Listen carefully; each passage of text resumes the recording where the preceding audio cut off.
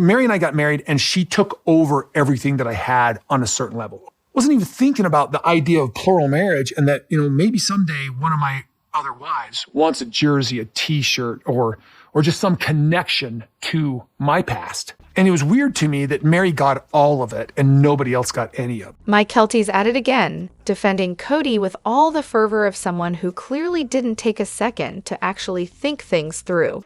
So in the latest spectacle, Mykelti was commenting on Meri cutting up the quilt, and it seemed like she was either desperately trying to please her dad or just blinded by some weird vendetta against Meri.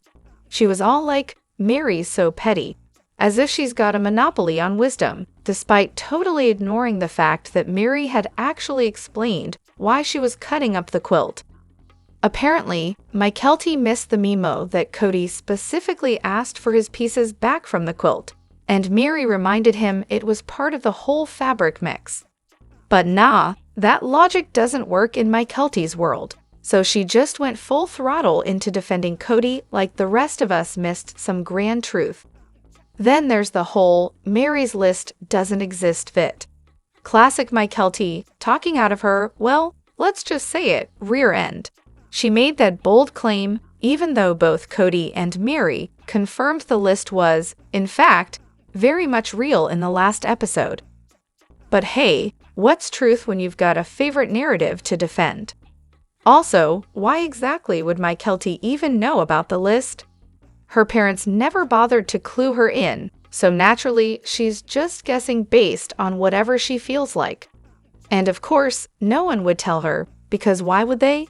She has a track record of running her mouth without fully understanding the situation, just like her dad.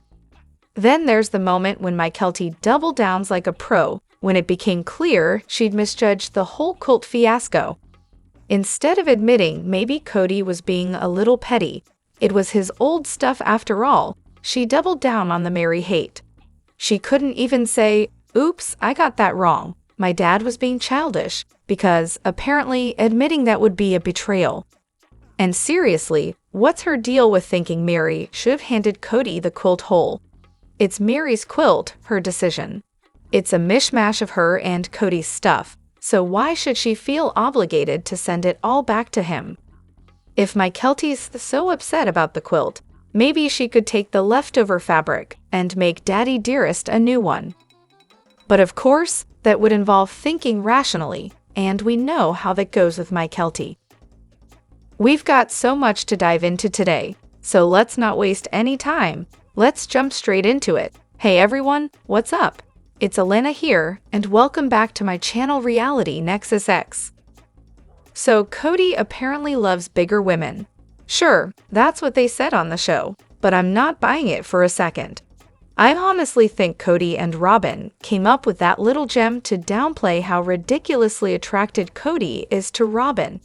Classic move, right? The guy has this master strategy of telling the thin wives he prefers curvy women, and then turning around and telling the curvy wives he likes thin women. Why? To make them feel constantly inferior and, of course, eternally grateful that he chose them despite their body type. It's a perfect distraction. Keep the women obsessed with their perceived flaws, so they don't notice that the guy is a total disaster. A mediocre, insecure, intellectually lazy, and let's be real, pretty misogynistic disaster. Take that episode where Robyn had the brilliant idea of ordering custom t-shirts for the group. Whoops, she accidentally ordered one too small for Janelle.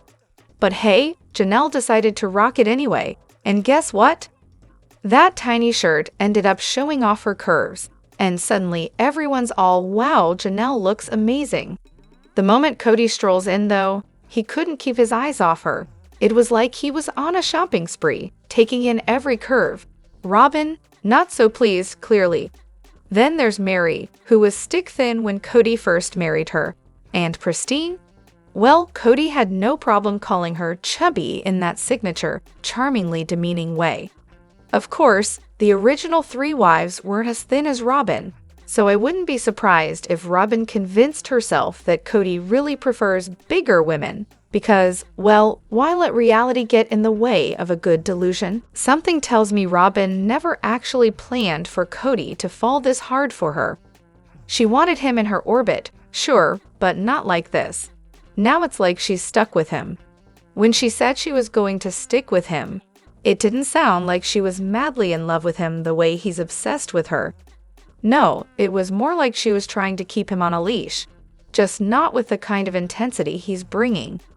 I think her original plan was to stay in the spotlight with the other wives around to make her look good. She loved being compared to them, getting all those compliments about how she stood out. But now that they're gone, it's just her and Kody, a man who's clearly lost his mind over her, and now she's the one stuck with him. I have a feeling she'll bail eventually. There are moments that make me think she's actually scared of him, not in a physical sense, but in a way that she's afraid of what he's becoming. Being with just her, it's like he's turning into a bigger mess, and she's realizing she's dug herself into this hole that's going to keep her trapped in it forever. Of course, she wanted Kody all to herself. She wanted to be the favorite wife, the one he adored the most. To make that happen, she needed the other wives to stay out of the way, and she was counting on them sticking to their religious convictions and tolerating being sidelined. She didn't think they'd leave, but when they did, it revealed the cracks in everything. Now she's stuck with a man who's obsessed with her and no one else to distract him. She's okay with the abuse as long as it doesn't affect her, but she's complicit in letting it happen to others. That's the truly evil part. She sees the mistreatment, but as long as it's not aimed at her, she's fine with it. She wanted those other wives for the Kody&Robyn LLC, where they could do minimal work and still rake in extra income. But now that everyone online is tearing both of them apart, she's trying to distance herself from Kody. She thinks maybe if she sings a different tune on the show, people will start to like her more. Good luck with that. In reality, that sad, scared woman isn't going anywhere. She's already been through the ringer with him. After all, she was living in a trailer with her kids. She's not the young, skinny, pretty thing she used to be, and let's face it, no one's going to take on a middle-aged woman with 5 kids still attached at the hip. Her personality's as uplifting as Eeyore's, and her shopping addiction doesn't help. She and Kody deserve each other. Kody&Robyn is living proof that some ideas seem a lot better in theory than in practice. Polygamy? Oh sure, sounds like a fun hobby at first, but now it's just a never-ending reality check. His hairline's racing ahead of him, leaving him in the dust, and when it comes to fatherhood, he's spread thinner than a budget airline pillow. His wives barely remember what it's like to have a husband, but hey, he talks a big game about family unity. Funny how you can hear a pin drop in his house whenever he's around, considering the emotional chaos he leaves in his wake. Kody's so out of touch with reality, he probably thinks emotional intelligence is the latest luxury car model.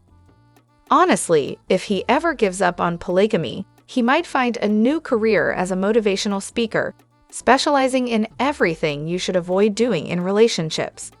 And then there's Robyn Brown, the human embodiment of a slow-motion car crash. You know you shouldn't look, but you can't help it. It's equal parts fascinating and cringeworthy. Robyn has this insane talent for playing the martyr, while somehow managing to twist everything to her advantage, all while acting like she's just the sweet, innocent angel trying to keep the peace. If there was an Olympic event for playing everyone like a fiddle while pretending you're not, Robyn would take home the gold, no question. Reflection on fatherhood. And wow, talk about the fatherhood thing. It really hits when you see someone like Tommy actually being a normal parent. I remember Mykelti's reaction when she saw it, almost like she didn't know it was possible to be that involved. Growing up without a solid father figure, it stings when you realize that not all dads are like the one you had. I'll never forget this one moment when I was about 9. I was at the ice rink, and there was this dad helping his kids lace up their skates. He was just so kind and present, not only to his kids but to me too. He'd smile and say, "Hey buddy, I saw you last time, you're back, and I realized something that stung. It's kind of messed up to wish a stranger was your dad. But that's what it felt like. The sister-wives charade. What a gem. If Kody never actually loved any of his wives, then the entire premise of the show was a lie from the get-go. The idea that polygamy was this wonderful, God-ordained, blissful arrangement that TLC tried so hard to sell us was always a total farce. Seriously, how did TLC not see that coming?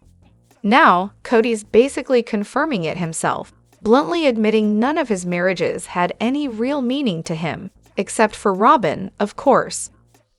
Honestly, someone needs to sit Kody down and show him the first episode where he's all, "I just love," and waxing poetic about his wives like it's the most romantic thing ever. Play a few clips from those early days, and then ask him if he still stands by the idea that he was some sort of victim in all this. But TLC will never push him on it. After all, he's practically part of the production now, so why rock the boat, right? It's sickening that they continue to give him a platform to manipulate his kids and their mothers. Honestly, I think a lot of us saw this coming from the start, which is probably why we kept watching for so long. I sure didn't tune in to learn about the virtues of polygamy. No, it was more about morbid curiosity, wondering just how long they'd keep up the illusion. Kody is a complete idiot. Seriously, I've been rewatching. Okay, more like watching for the first time, because I only tuned in when the wives were bailing on him, and it's crystal clear now, Kody's clueless. I'm only at the start of season 15, and I'm already baffled. Why on earth didn't they just stay in Vegas while they were building on Koyo Pass? Why would you buy land at Koyo Pass without a solid plan or even having the houses sold? My guess is that he couldn't handle the mortgages on the Vegas houses, since none of the wives, except maybe Meri, could get a fixed-rate mortgage.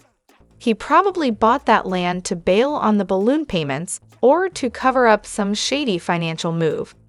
At every single turn, Kody's financial decisions are just mind-bogglingly stupid. Risky, reckless, idiotic. No wonder the three wives who left him were smart enough to cut their losses.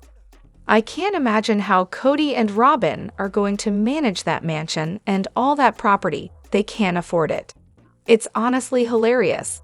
The whole family behaves like a group of kids who got a year's worth of allowance in 1 week and are determined to blow it all on candy. Robyn, I just can't with her. She's sitting there crying, acting like her whole dream is crushed, whining that Kody needs to fix things with Meri and Janelle because she wanted a plural marriage and family. She's seriously hurt by this, and yet she has no idea how Janelle, Meri, and Christine must feel after years of Kody disrespecting them, mocking them, and completely ignoring them. Robyn's tears are really something, aren't they? Of course, everything is always about her. She never sees anything from anyone else's perspective, just her perspective.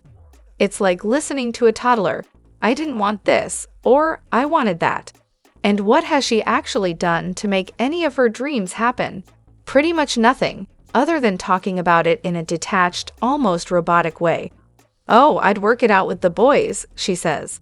Those boys? Your children, Robyn? Yeah, okay. She's all about giving out theoretical olive branches, but when it comes to real action, it's like crickets. Meanwhile, the others, Christine, Meri, Janelle, they're actually doing something.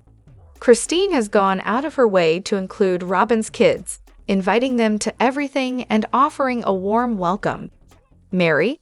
She's been texting and calling Robyn, but Robyn never bothered to respond. And Janelle? Well, we've seen her trying to encourage communication, but that's about it. Even if we took everything Robyn says at face value, she's really just been sitting there, wishing things would change without lifting a finger to make them happen. Robyn's perception is truly something else. She somehow believes that her sister wives changed just because they kept engaging with their kids after they left the family home. Newsflash, that's completely normal.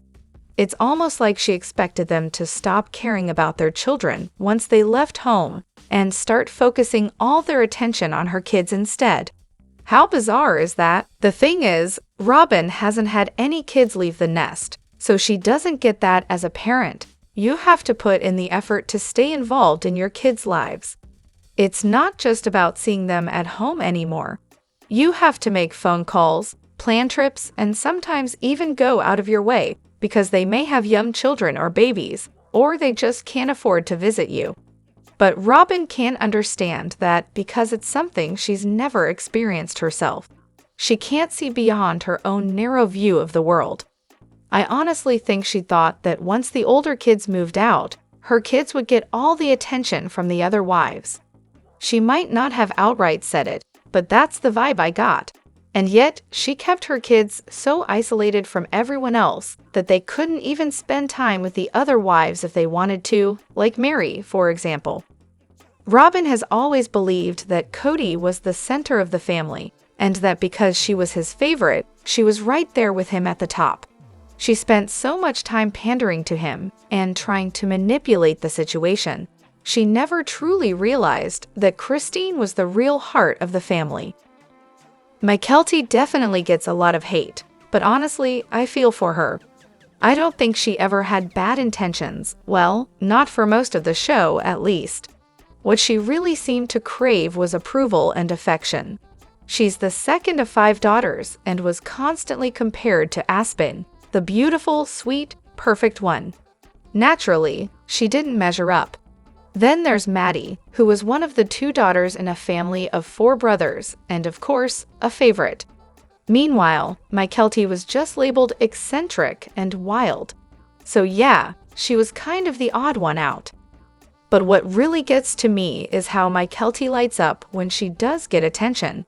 It's almost like she can't believe it, and it's heartbreaking to watch.